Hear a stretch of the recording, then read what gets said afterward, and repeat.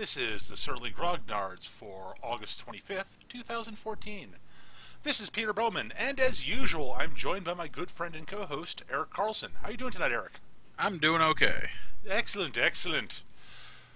So, this week's show is inspired by a conversation I had with a friend of mine that I met during grad school, by the name of Pete Kreitschit. Hey, Pete, how you doing? And we were talking. He basically was asking me sort of my opinion on this article on 5th edition, and we started talking about a few things involved with. There's a quote that is from the article, sort of talking about a lot of the rules decisions come down to driving the action of the table rather than to the books, and that sort of got him talking about sort of ways to modernize tabletop gaming, and that he wanted to talk to me about a bit. And so I sent the conversation to Eric so that he could read over it and form his opinions on what we talked about, and that's what we're going to talk about today. Yep. So I'm a grognard today. Yes, you are, Eric. Also a grognard. I have accepted Gorilla Grodd as my personal savior. Well, hyper-intelligent gorillas are hyper-intelligent. Yes, and psychic. In Grodd's case, yes.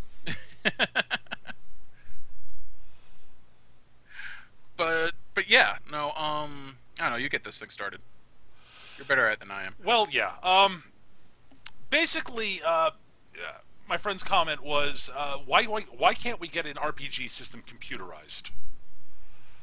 And I was sort of talking about it, I was looking at it, basically his take on it was, why not let a computer do the computation part of it?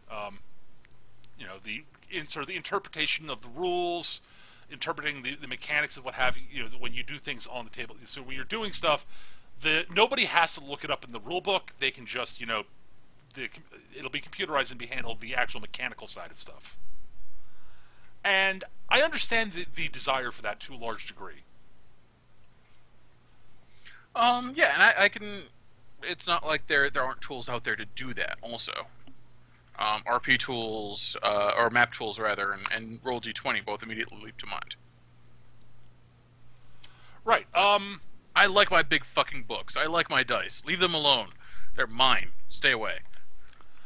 Yeah, I completely understand that. I'm sort of in a middle ground to a certain degree. I like my little toy men that are going to sit on the table whether you use them or not. Yeah, I mean, part of my problem is that computerized random number generators are what they like to call flaky at best. Right. I mean, I remember when Leland was using one for a long time, and it was just not good. Right. And I don't think I was there for that.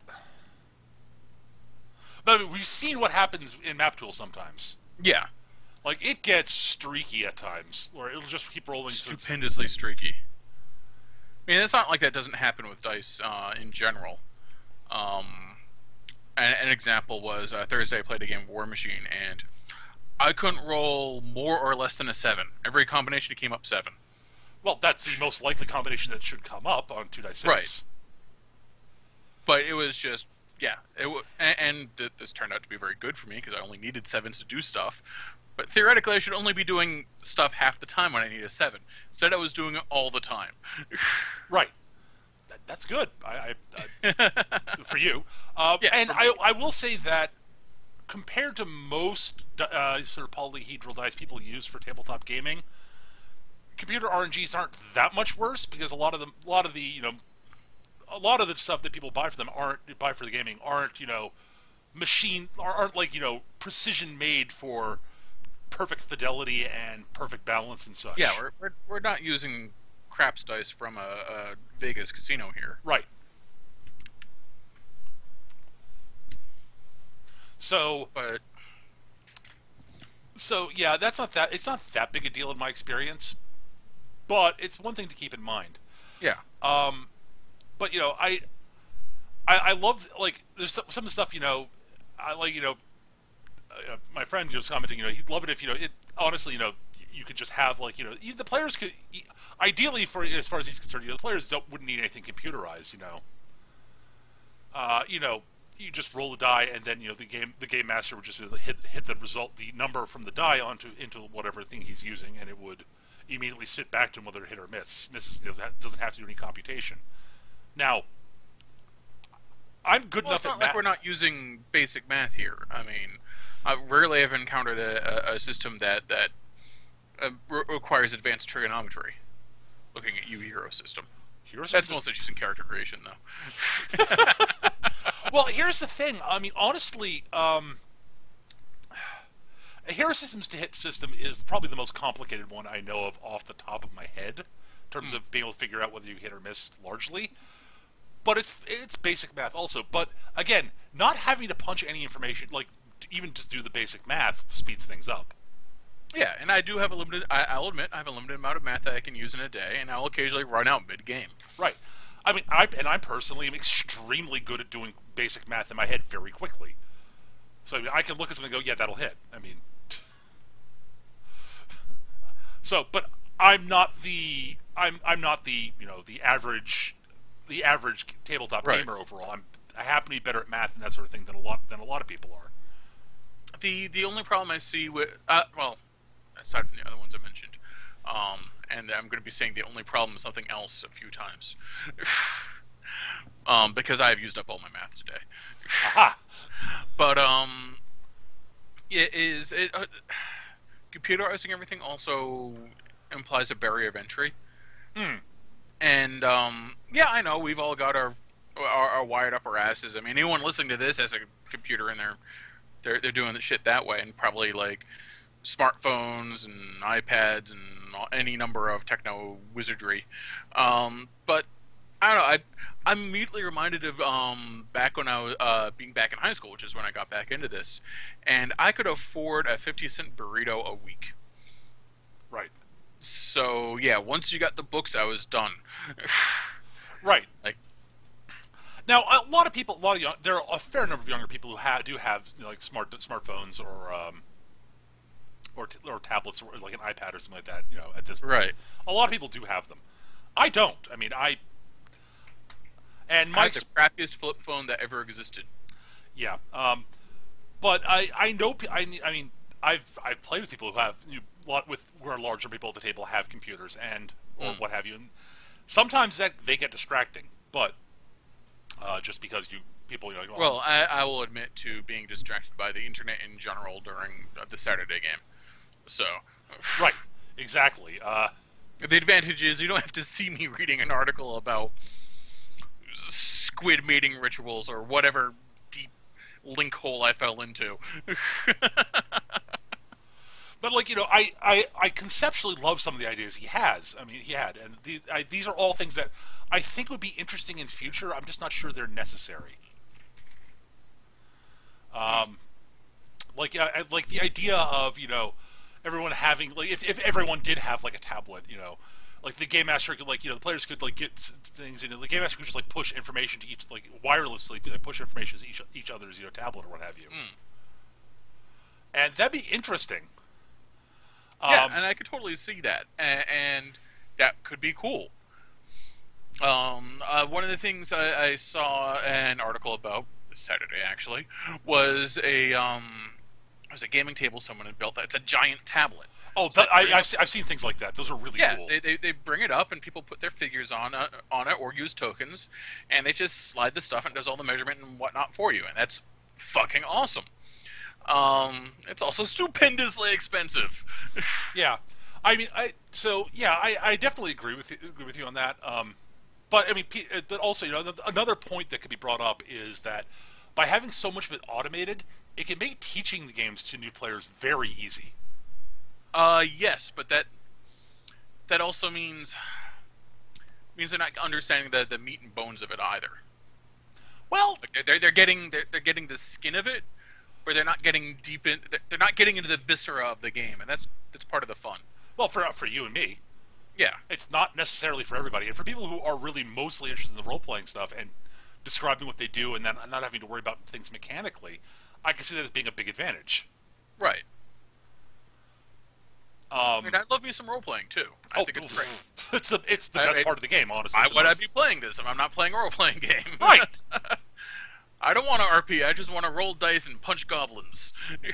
I know people like doing that too. I mean, completely brain dead dungeon crawls can be fun occasionally. Absolutely.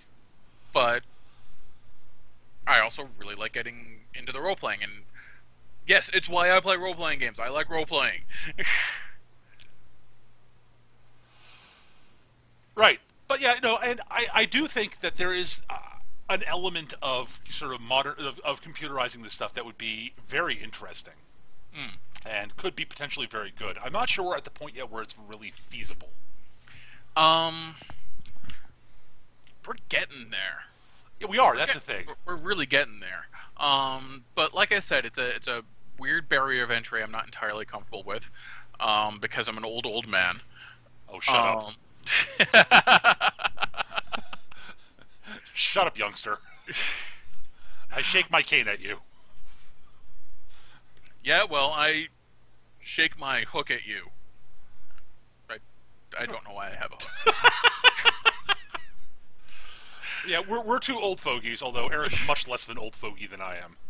Whatever. In any case, where was I going with this before I got distracted by hooks? You're an old fogey. Where was I going before that? Well, your uncomfortableness with it. Oh, right. Yeah, and you know what? I could see it being really awesome if you're playing like a cyberpunk or a sci-fi game. I could see that being thematically really cool and helping with the immersion. I could really see that. But I don't know, if I'm playing some druid out in the middle of buttfuck nowhere medieval England in the year dot, then I'm going to be rolling bones, damn it. Yeah, and I do think that the idea of having the players not needing them and having the game master being able to do it being appealing for that sort of a situation. Right. But I don't know. There's also There's also feels like there might be a level of trust there. I mean, most people I game with, particularly the game masters, I trust that they're going to fudge things. It's not going to be to dick someone over. Right. It's to keep someone from being dicked over. But at the same time, it's like, I don't know. I've played with some game masters that I want to see their die rolls. I mean, honestly, for the most part, when I'm game mastering these days, I actually don't even use a screen anymore. Right. Most of my die rolls are completely in the open. I started doing that because I knew of a couple people who did it, and their sort of stance on it was, this way the players know completely that it's honest and that you're not fudging things. A, not fudging things to screw them, and B, their successes are entirely on their own merits. Right. Like, they don't have to, they know that the game master hasn't fudged things to make things easier for them. And I decided to experiment with it just to see how it felt for everybody involved, and it's worked out pretty well, honestly. Honestly, yeah, and yeah, I don't use a screen because screens are annoying. They get in the way of my little figures. Well, especially in the environment which we tend to play in when we're we don't have a large table. We're basically playing on someone's coffee table. Yeah, we're all sitting in a living room and on couches, and which honestly is how I've almost always played. Like, right. With the exception of playing after hours in the old gaming store in high school, and one session of one game on someone's kitchen table. Most of the time, it's just hanging out in the living room playing the game. Yeah, I mean, the vast majority of the stuff I've done, honestly, has been at someone's dining room table, where the screen really worked, or either. And then there are times at various game stores where that's been easy to do too. Right.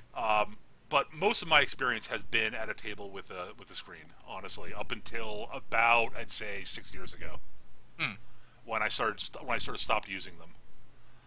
The main reason whenever I use them, honestly, for the most part, even when I do use them occasionally these days, but is honestly just to hide my notes. Yeah. I'm more. Well, my handwriting's also fucking atrocious, so yes, it is. Hard to decipher it. So I don't worry about hiding my notes. My handwriting's not good either, but mine's nowhere near as bad as yours is. Yeah, that's the weird thing. But yeah, I confess, this was, the topic was brought up when I was talking about this with Pete. I was like, I was sort of my instinctive reaction was no. I wouldn't want to do that because I like my little polyhedral dice. I like my I personally find it much harder to read on a computer screen or a tablet screen, or have you, than on just off paper. I could totally see the advantages of having an e-reader and Oh. having a book there and looking it up. Absolutely. Back to the game of War Machine I played on Thursday. The guy was playing against had a tablet, and he had some app where he just could bring up whatever card that was part of his army and mark the damage and look up the rules that way. And that was really cool. Yeah. As opposed to me having cards and sleeves scattered all over the table and digging around looking for them. Oh, absolutely. And honestly, being able to keep rulebooks and such on a tablet or something like that is an immense help on sort of just portability. Yes, particularly for war games.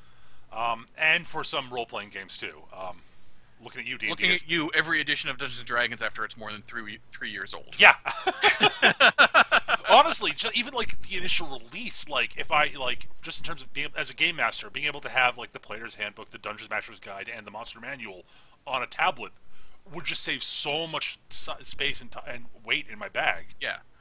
No, just the 2 big books, Fire and Kingdoms, and I can't haul them over on Tuesdays, is just... That's a lot of fucking paper. Those are giant tomes. Of course, I have the hardcover versions. I don't know if there is a softcover. Probably. Soft covers tend to be a lot more rare for tabletop games, for role-playing games I've found. They happen eventually. Yeah. They usually happen eventually.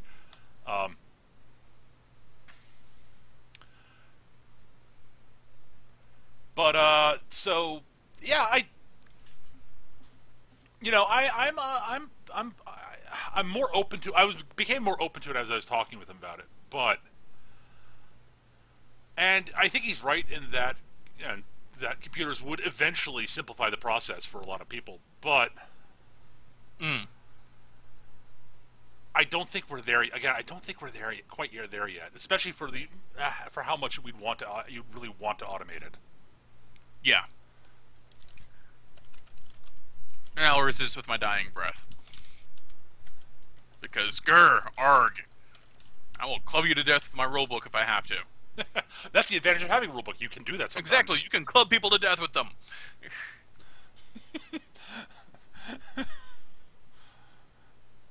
But yeah, Screw you, elf. Thump, thump, thump. I think overall, long term, I think it's going to be. I think it's good. That sort of thing is going to start happening over time. Honestly, I think we're sort of in having seen people using various apps to help them with things like. I know a bunch of people when I was doing Living Forgotten Realms at Pandemonium. There were several people who actually had automated a lot of their stuff on their. If they had an iPad, they had a lot of stuff automated on there, so that they didn't have to, they just had something very easy to use. They could track their hit points on it very quickly. They could cycle through and find their powers, the rules for their powers very quickly, and so on. And that was really cool. But I still haven't seen a really sort of. I haven't seen a particularly good die rolling app that honestly is sufficiently random. That's sort of my big sort of barriers, is getting something that's actually sufficiently random at this point, that's appropriately random, I should say, seems to be more elusive than maybe it should be. Yeah, there's also, again, there's a degree of trust there when it comes to the apps. Like, how do you know that this guy hasn't hacked it? Kind of deal. Yeah, I guess. I mean, that's one of those things that that comes down to, and it's weird. I'm more suspicious of that than I am of someone with, like, say, loaded dice. Yeah, that's the thing. Is like, it's not like someone bringing their own dice is any less. It deserves any less suspicion, but I still look askance at your techno sorcery. Yeah, if anything, it's actually easier to load dice than it is to hack a random number generator. Yeah, actually. Amusingly. Yeah, but I know what to look for with a loaded die. Well, I think that's the other thing is it's much easier to see the die rolls when people are actually rolling the dice because Yes. they're there on the table. Whereas, on an app, I mean, if they're using a thing, you'd have to like look at their screen and such. And Right. one of our friends, Kaz, in the chat mentions that the computer RNG is generally very good these days. 99% confirmation bias. To a degree, it is. But I do know that they are. If you're comparing it to dice with good fidelity and that are made properly, it is not as they're not as good. It's not as good randomization as proper is good, well-made dice. However, as we said at the top of the show, it's not really noticeably worse than what most people use for gaming because those do not have the fidelity of say Vegas dice. Also, Kaz, keep your facts out of here. We're dealing purely with emotions and knee-jerk reactions. Well, Eric is. I want no facts or science at all in this conversation. It will prove me wrong. So you're going for the truthiness angle, huh? Definitely the truthiness angle. Hold on, I need to get my Bill O'Reilly mask. Now.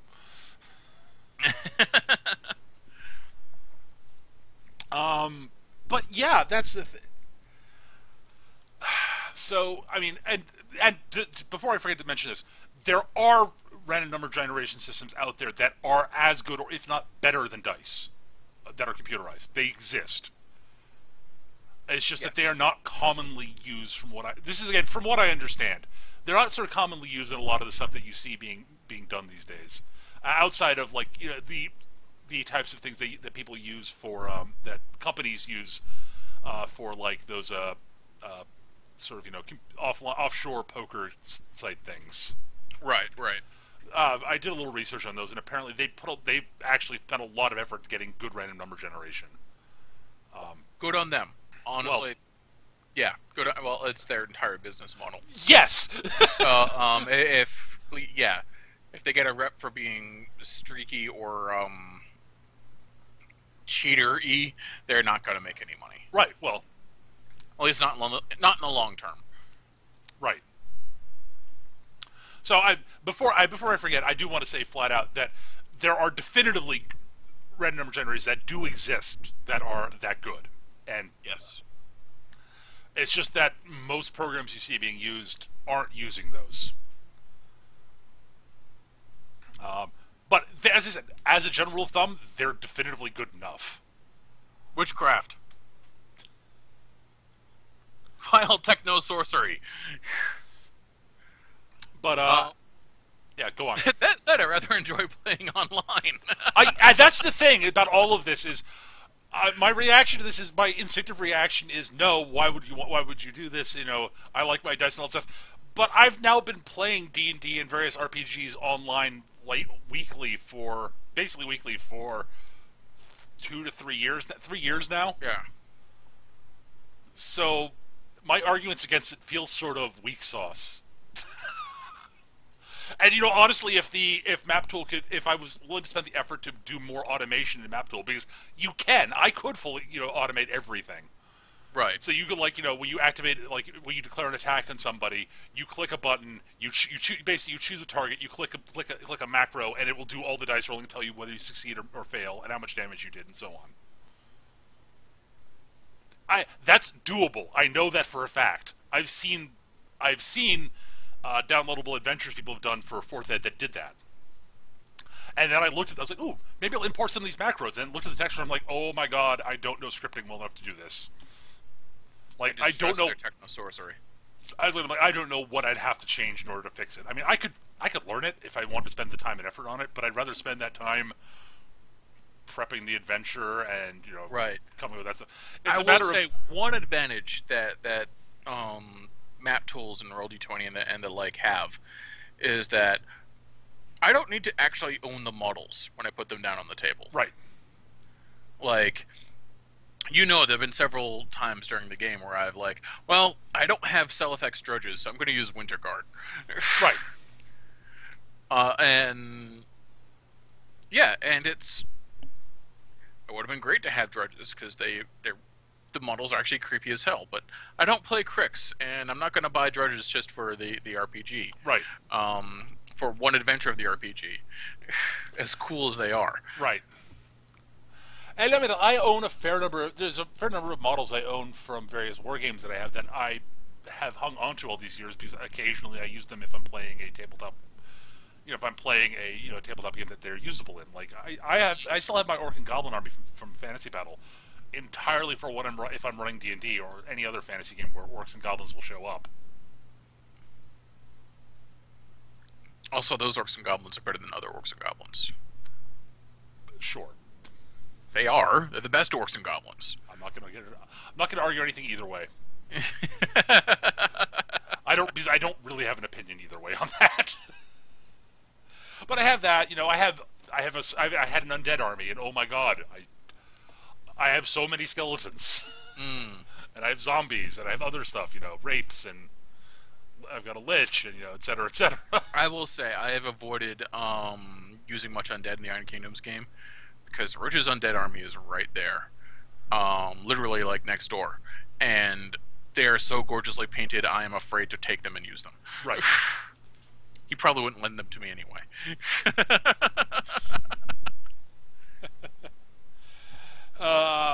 Yeah.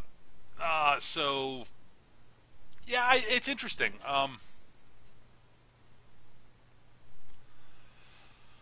I definitely think that we are sort of en route to seeing more and more sort of automation in role-playing games. Yeah, I could see that. I don't know. Here's the thing. I love miniatures, but they're another barrier of entry to this. And the less barriers of entry, the better.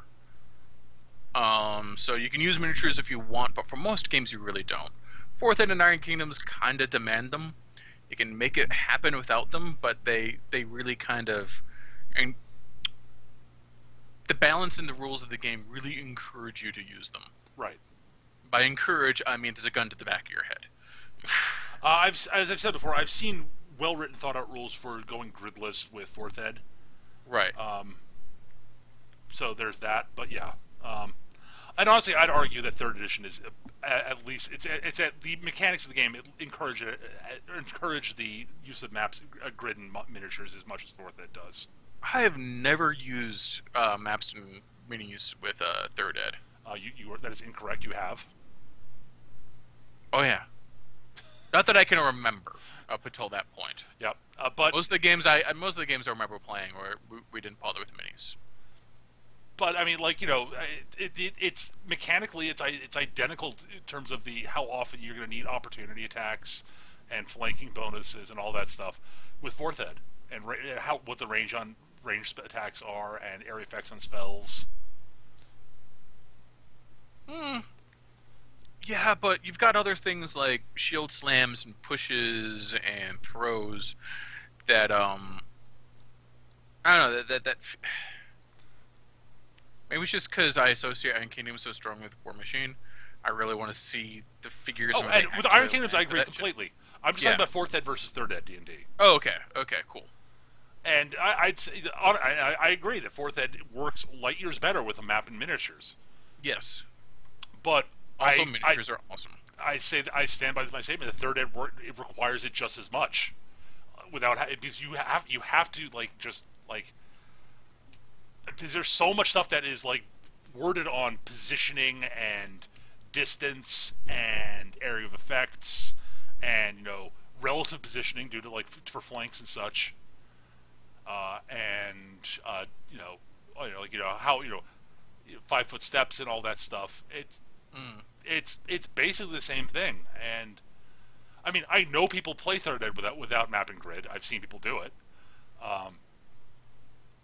But I'd say it's at least as weak to that as Third Ed is, as Fourth Ed is. I mean, so I don't know. It's just playing Fourth Ed felt much more natural with the miniatures than Third Ed ever did. Yeah, see, that's the thing is, I literally cannot wrap my brain around playing third ed without miniatures. I literally can't. It boggles my mind that people have ever done that. Huh. Okay. Because I look at that and go, but you have to basically guess on so much stuff that the combat mechanics require, or just like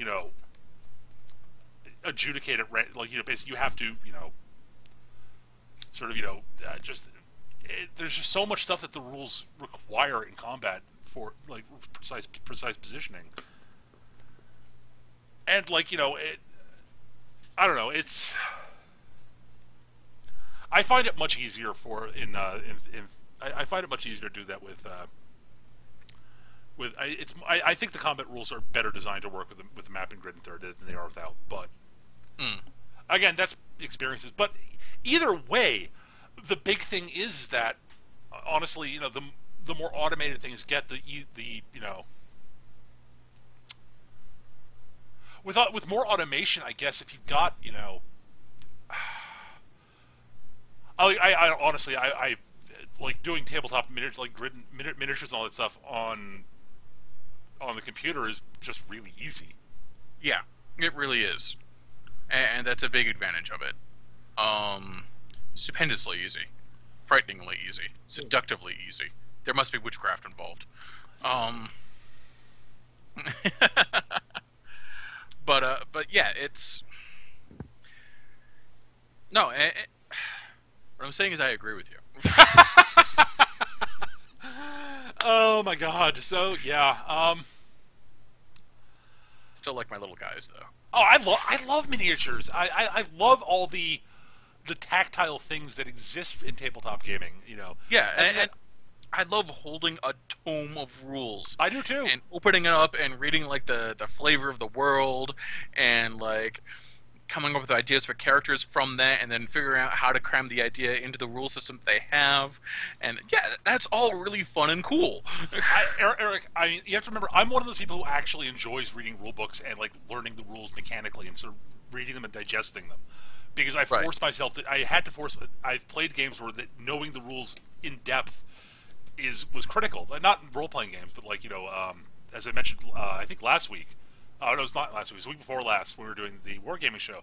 I played Starfleet Battles. Right. You have to know the rules backwards and forwards in that game, because otherwise, if you're playing someone who knows them better, like knows them backwards and forwards, and you don't, you're in real trouble because there are things they know about the rules that they can take advantage of, which will give them a huge advantage. Yep. And so I got in the habit of doing that, and it's sort of just. I kept doing it, and that's true for most war games, honestly. Oh, absolutely. For some more than others, Starfleet Battles especially. Yeah, Starfleet Battles and ASL are probably the two most important to know the rules completely. Yeah.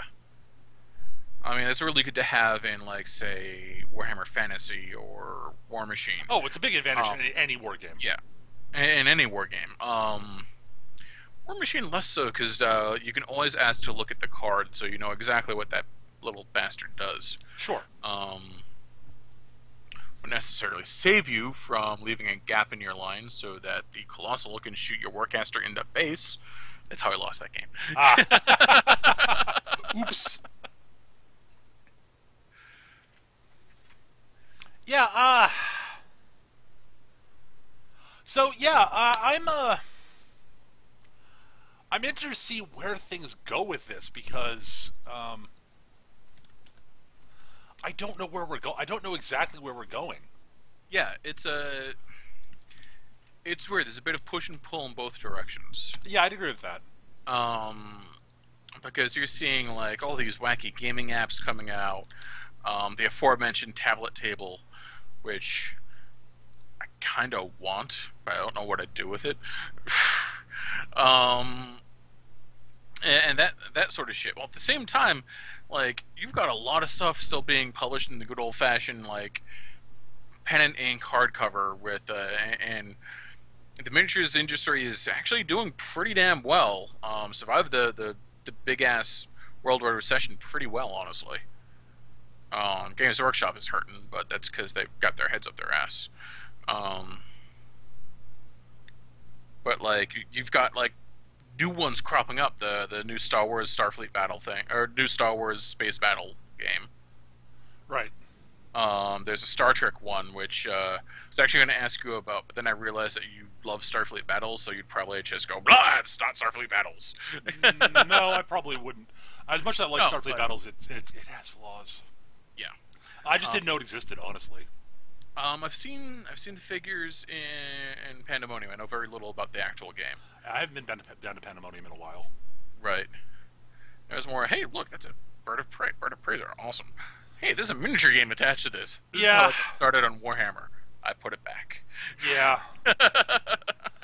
Yeah, is it one of those ones where it's sort of... The pre-painted figs. yeah, on sort of open tabletop stuff? Yeah. Yeah. Part of my problem with that, and my problem with the Star Wars game, is I'm kind of... Part of me is... I'm just hardwired that I find Starship Combat games that aren't played on a grid to be sort of... They irritate me. Right. I really want the precise precision, precise location effect you get with a gridded game.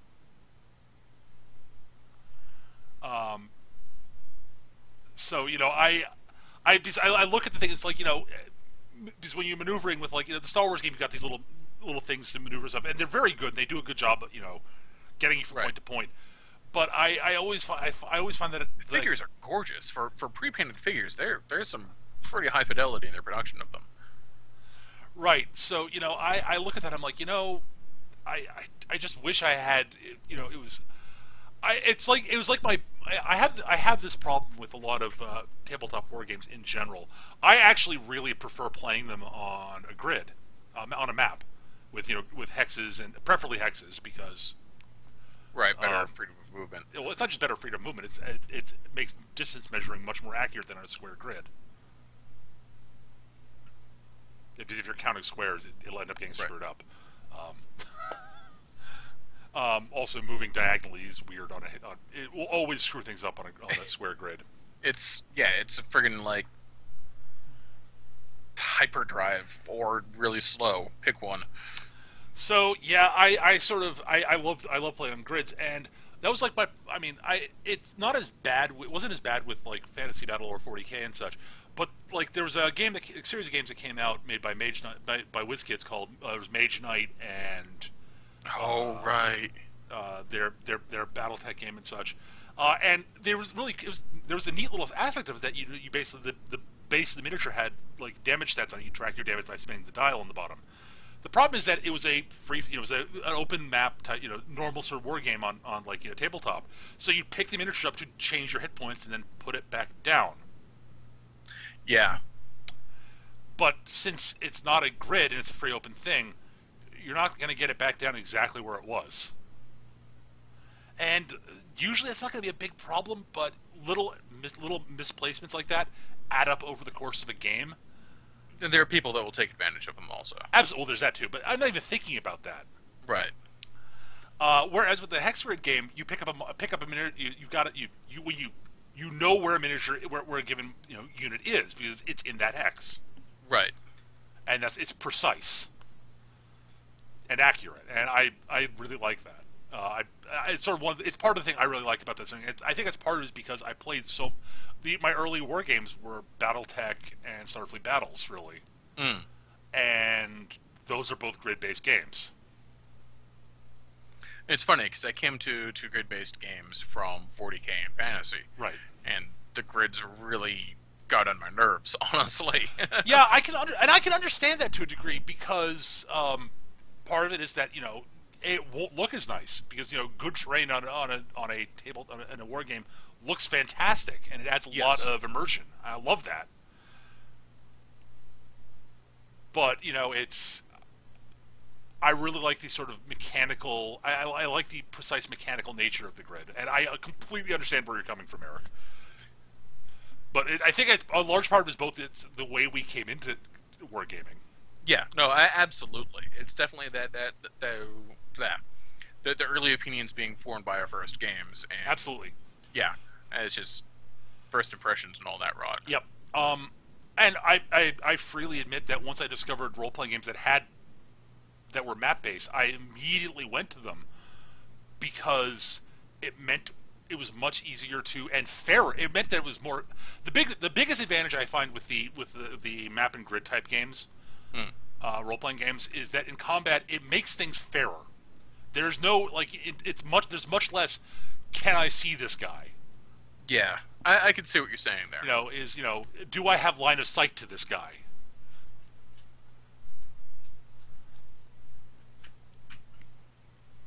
Whereas, no, and you know exactly how far you can move and need to move. Right, and it's as I said, it's fair is what it boils down to. But it also there's the drawback that everything is visible on the tabletop, and and there's a certain element of playing freeform and like gridless without a map, that I do miss, because there's a lot of stuff that you can sort of you do in your head, and you can visualize things the way you visualize them, and I appreciate that. And that's one of the things I love about Feng Shui, the Feng Shui role-playing game. Oh yeah, Feng Shui is like, do not use a map, do not use miniatures. It doesn't just discourage you from doing so. It outright tells you do not do it.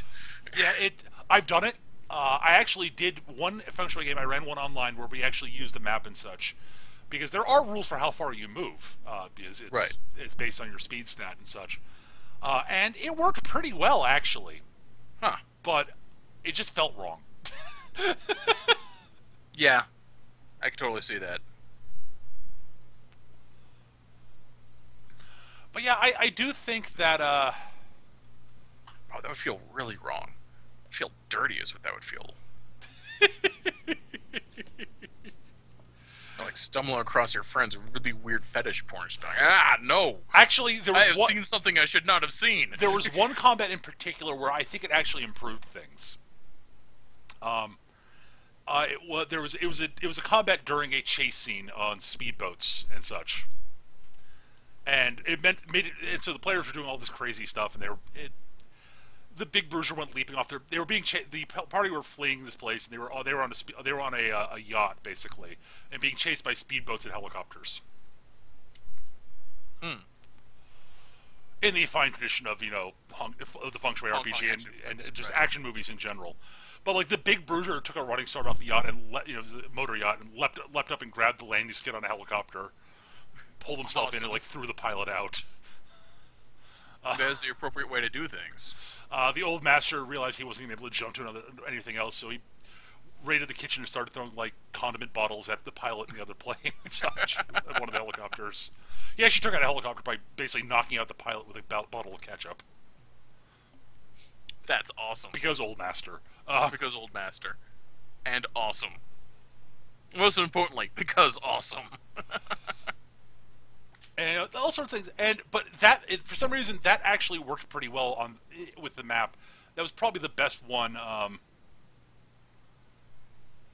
That was probably the best thing. And we sort of had a map in the Saturday, the Feng Shui game I ran with you guys.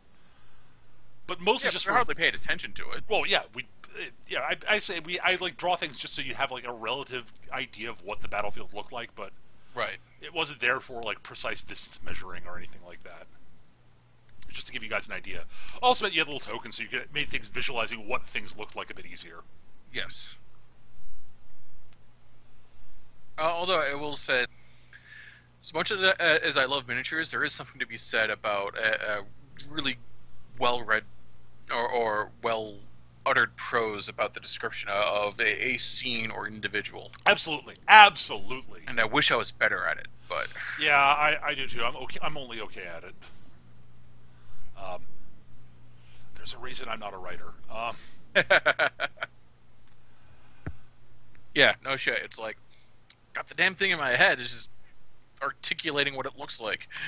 Okay, well, I think that basically covers. This basically covers what we're talking about today, for the most part. Basically, my gut feeling is that we're going to be seeing more sort of automation of stuff in tabletop gaming as we go forward. I mean, as I said, we both of us play a fair amount of online role-playing games online at this point. I mean, we play one basically every week. But there's just something about something about the idea of that much automation and computerization at a tabletop where you're playing face to face with people that doesn't sit right with me, and I think Right. that's mostly because I've been playing tabletop games since 1981, Yeah. and it's just not how I do things. So I think I'm just wired to look at that with suspicion, I think, at this point. And I think it probably will be it would probably be very good. I can't envision how it would work properly is what I think it boils down to. Yeah, I totally see what you're saying. And yeah, and techno sorcery. Burn the witch. Right. All right, we do have some questions. Because we try to save time at the end of the show for viewer questions. People in the live chat, if you do have questions you'd like to ask us, feel free to send them up in the chat there. I'm going to read the first one off the forums. As an aside, though, if you've got questions like answer to next week's show or any other week after this, you can email them to us. Our email address is surlygrognards@yahoo.com, or you can post them in our forums, which you can find at beckagm.forumer.com. But now we'll get to the question. This is from Fintias. Greetings, Grognards. In our Pathfinder game, the brother of my character has died, and his soul entered the mind of my character. Awesome. That is awesome. It sucks that his brother died, but whatever. That said, the result that is now sad brother is now living in my character's mind, pretty much like Nail is in Piccolo's head in Dragon Ball Z Abridged. Yeah, I can see that, sure. The GM had surprised me with that, and I thought it could be fun. However, it turned out a little bit different than what I was imagining. Basically, the character plotline ran dry very quickly, and the character was barely mentioned thereafter. Now I ask every once in a while what the brother thinks about a current situation, just to remind everyone that he is still there. I come to the realization that telling my DM that I have the brother make witty remarks is not really the way to go, because it is essentially asking him to pay me more attention, which wouldn't be so bad if my character wasn't already the face of the party and the one that talks the most to the NPCs. I don't want to look like the Game Master is favoring me. Me talking over the character doesn't work either, because I would still have the brother make remarks that only my character can hear. I just don't want the potential to go to waste, so if you guys have ideas how to make it more fun for everybody, that would be great. Watch mid-series Farscape. Anything with helpful Harvey. Seriously, the whole scenes are just John in his head talking with a neural clone of Scorpius that lives inside his brain.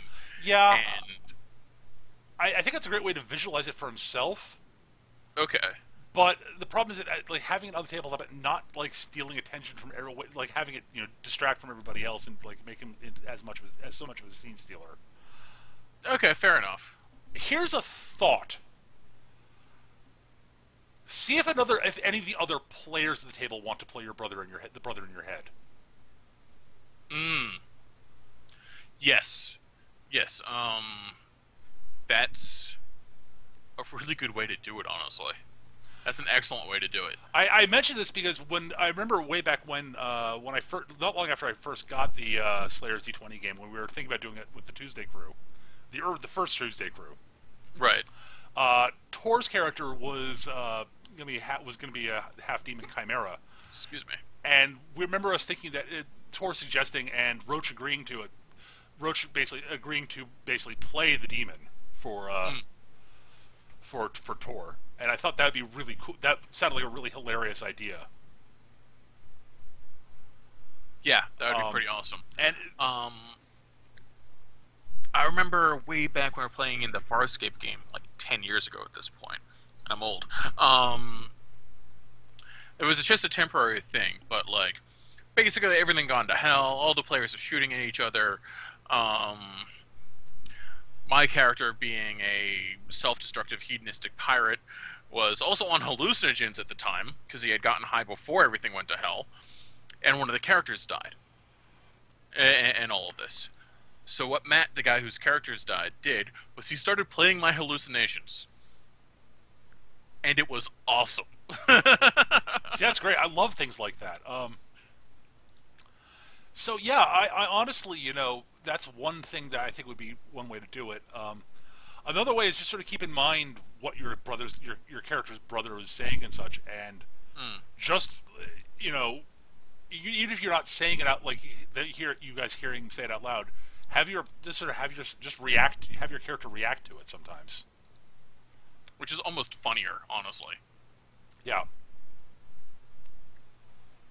And just suddenly, like, sneak, sneak, sneak, sneak. No, I'm not doing it. No, no, shut up!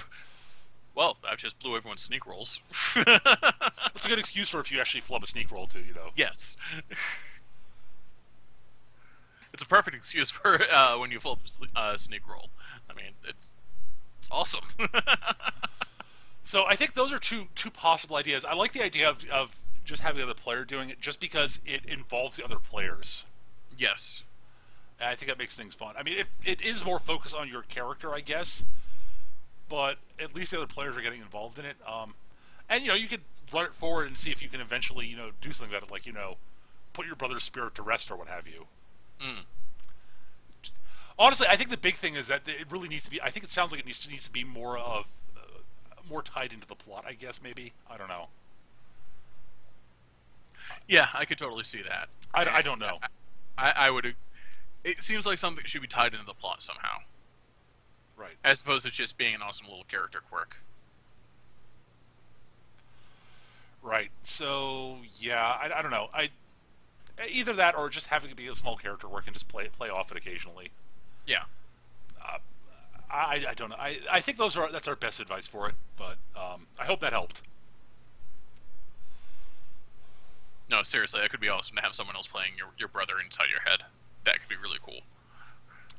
We also got a follow-up question from Kevin Rausch, who emailed us before about his this cartoon show concept he came up with when he was a kid, which he described to us. And he actually had a follow-up question which he forgot to ask, apparently. Actually, he did ask it, but I missed it when I reread it. I'm seeing it now, but and his question really was: should he make this into a campaign world, and what system? So that's the one where everyone ends up getting caught in World War I fantasy, and there's one of the kids is a dragon, and all this other zaniness. Yes. Yeah. Number one, I would totally watch that show. Yeah, he basically talked about he was writing it as a show, and it sounded kind of neat and interesting. We won't go through the full details right now on here, but it's sort of a weird blend of World War I stuff and magic and all this sort of things, and it's. I hate to say it because it's going to sound like a broken record, but Iron Kingdom sounds pretty much custom built for this. Iron Kingdoms would work reasonably well for it. It would work well for it. Hero System would probably do pretty well also, just because there are a lot of disparate things that are weird that you could play off each other and be built. If you could find a way to dial back the tech, Shadowrun would also work really well. Yeah, although that you'd have to really dial back the tech a lot. Yeah, and just remove entire aspects like decking and rigging. Yeah. Just completely remove those from there. And honestly, you could probably do it using most versions of Dungeons & Dragons, to be perfectly honest. I really, really don't want to say it, but I think I need to for completion's sake. Palladium. I hate you. You're not entirely wrong. Because this is terrible, terrible system, but I'm pretty sure they have a game world that would, or at least rules that will be conducive to that. They have bad rules for it, very light. I mean, terrible rules that you don't want to play with, but will at least give you an idea.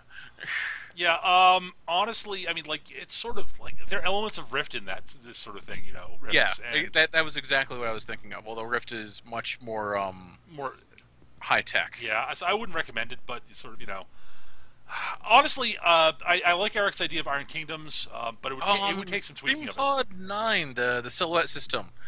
Gear Krieg, which is World War II with mechs. You might be able to adapt something from that. Yeah, maybe. Honestly, my gut reaction would be go with a good, easy to work with Universal system. Maybe Savage Worlds. Yeah, Savage Worlds, GURPS, whatnot. The question is, should you do it? If you think you'd enjoy doing it, yes. Hell yeah, you should do it. It sounds awesome.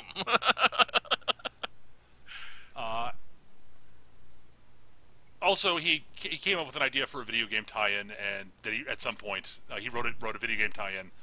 A lone hero helps fight a town fight against a dangerous dictator. Just find he's essentially fighting the Soviet Union, and that he was working for Jonestown the whole time. His reaction is, "The hell!" So, thanks for that, Kevin. I hope our little sort of rambling, and that helps. But yeah, that's sort of our thoughts on that. Anyways, that's going to do it for this week, pretty much. Any final thoughts on modernizing the tabletop games, Eric? Vile witchcraft and terrible sorcery. That's almost certainly going to be happening. I'm just gonna shut up. I'm going back to my old folks' home. So at any rate, we do. If you do have viewer questions for us, that you want us to answer on the show, we try to save time at the end of each show for a few. Email them to us. Our email address is surlygrognards@yahoo.com. surlygrognards@yahoo.com. You can also post them to us on our forums, which you can find at mechagm.forumer.com. Also, if you've got feedback for us, constructive criticism, what have you, or just telling us how much you love the show, whatever you feel like, you can send it to us either of those places. And if you've got suggestions for show topics, please feel free to send them to us. In fact, we encourage you to send them to us because that makes our job much easier. We really like it when you do that. Indeed. Also, we record the show every Monday night. Actually, we're going to be changing to Tuesdays in the near future. Possibly next week. I'm not sure. We'll have to talk to Leland tomorrow. Oh, yeah. Leland's got... Yeah, because our Tuesday game is going to be moving to Mondays at some point very soon. I'm not positive when. So we'll find out. We'll figure shit out. Yeah, when we find out... I'll let you lot know. It'll either be next week or the week after, I'm guessing. But we'll be switching to Tuesdays. But either way, either Monday or Tuesday at 7 p.m. here on twitch.tv/mechagm. We record the shows and upload them to YouTube. You can find the previous recordings on youtube.com/mechagm, or you can find them on my blog, which you can find at mechagm.blogspot.com. I tweet out when we're about to take the show live, so if you follow my Twitter handle at mechagm, you'll be able to see when the show's going live, or if we're having to postpone the show for whatever reason. Other than that, I think that's it for this week. I think so, yes. Excellent. So, until we see you guys next, I'm Peter Bowman, and that's Eric Carlson. No, I'm not. Good night, everybody. Keep on gaming. Bye, humans.